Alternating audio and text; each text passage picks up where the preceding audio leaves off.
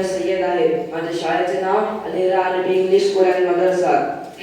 सरमाए हयात है सीरत रसूल की, सरमाए हयात है सीरत रसूल की, फलाए कायनात है सीरत रसूल की. बंजर दिलों को आपने सैराब कर दिया, बंजर दिलों को आपने सैराब कर दिया, एक चश्माए सिफात है सीरत रसूल की. प्रिय मित्रांनो, अल्लाहचा संदेश आपल्यापर्यंत पोहोचवण्यासाठी ईश्वराने माणसामधूनच काही माणसे निवडली. त्यांनी आपल्याला सत्याचा मार्ग दाखवला, अल्लाहचा संदेश आपल्यापर्यंत पोहोचवला.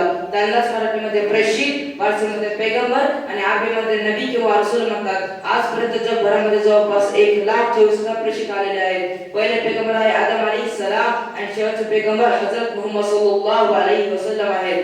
मुहम्मद सल्लल्लाहु अलैहि वसल्लम आईच्या उदरामध्ये असताना त्यांच्या वडिलांचे निधन झाले आणि मुहम्मद सल्लल्लाहु अलैहि वसल्लम 6 वर्षाचे असताना त्यांची आई वारली. त्यानंतर त्यांचा सांभाळ त्यांचे आजोबा अब्दुल मुत्तलिब यांनी केला. परंतु मुहम्मद सल्लल्लाहु अलैहि वसल्लम 8 वर्षाचे असताना त्यांचे आजोबा देखील हे जग सोडून गेले. प्रेषित अक्षरशः पोरके झाले. आदरणीय मुहम्मद सल्लल्लाहु अलैहि वसल्लम यांचा सांभाळ करण्याची जबाबदारी त्यांचे काका अबू तालिब यांनी केली. मुहम्मद सल्लल्लाहु अलैहि वसल्लम लहानपणापासूनच कोमल स्वभावाचे, प्रेमळ, नम्र व दयाळू होते. शबे जुल्मत मिटाने को मोहम्मद मुस्तफा आए, शबे जुल्मत मिटाने को मोहम्मद मुस्तफा आए, चरागे हक जलाने को मोहम्मद मुस्तफा आए. छटेंगे सारे अंधेरे जहालत के, छटेंगे सारे अंधेरे जहालत के, मुबारक जमाने को मोहम्मद मुस्तफा आए. मुहम्मद सल्लल्लाहु अलैहि वसल्लम 40 वर्षात पैशाचे प्राप्त होते.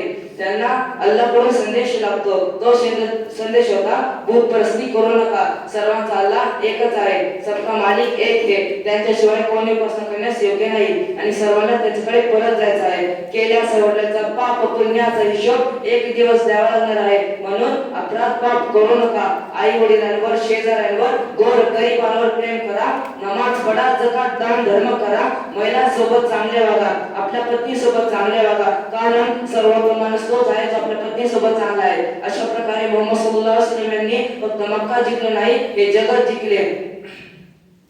मुहम्मद सल्लल्लाहु अलैहि वसल्लम यांची जी शिकवण होती, जे विचार होते, ते आचरणात आणले पाहिजे. त्यांचे विचार फक्त बोलण्यापर्यंत मर्यादित न ठेवता त्यांचे रूपांतर वागण्यामध्ये व राहण्यामध्ये केले पाहिजे व दुसऱ्यापर्यंत पोहोचवले पाहिजे. म्हणूनच मित्रांनो, इमानचे बोल कलिमा ला इलाहा इल्लल्लाह मुहम्मद रसूलुल्लाह आपल्या बोलण्यात, आपल्या मानण्यात, आपल्या आचरणात, आपल्या जीवनात खऱ्या अर्थाने जर आणला तर अल्लाह ताला आम्हाला या जगामध्ये आणि आखिरतमध्ये यशस्वी करतील इंशाअल्लाह. नक्शे कदम नबी के है जन्नत के रास्ते, नक्शे कदम नबी के है जन्नत के रास्ते, अल्लाह से मिलाते हैं सुन्नत के रास्ते.